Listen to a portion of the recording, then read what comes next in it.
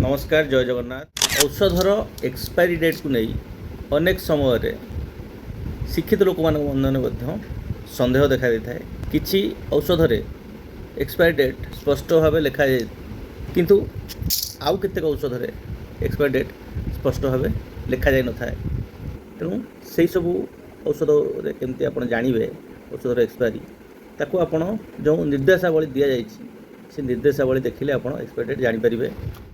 ये जो लिखाई जुलाई 2024 लिखाई बेले बेले लोक मैंने सन्देह पड़ती ये औषधि बोधे एक्सपायरी हो जाए जिते बड़े कि तले ये देखूँ expiry date 2 years from date of manufacturing ताने जुलाई 2024 हूँ या तारीख एवं 2 वर्ष ताने जून 2026 यार एक्सपायरी हो जून 2026। ये जो निर्देश अच्छी तले से निर्देश आप पढ़ले ही औषधर एक्सपायरी विषय जानीपर। गोटे मेडिसिन जो थी से सेम जिन लिखाई जो इंस्ट्रक्शन टी अच्छी आपंकर इंस्ट्रक्शन टी आप पढ़ले ही औषधर एक्सपायरी विषय सविशेष जिन जानीपर।